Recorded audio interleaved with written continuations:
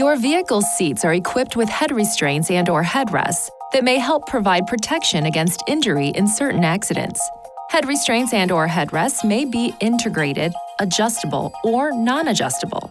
Adjustable head restraints and/or headrests have multiple notches along the stalks to lock them in a desired adjustment position. Non-adjustable head restraints and/or headrests have a single locking notch to secure them to the seat frame. To properly align adjustable head restraints and/or headrests, place the head restraint and/or headrest so its center is in line with the center of the ear. If your ear position is still higher than the recommended alignment, place the head restraint and/or headrest at the highest position. To raise the head restraint and/or headrest, pull up. To lower, press and hold the lock knob while pushing the head restraint and/or headrest down. Please see your owner's manual for further details.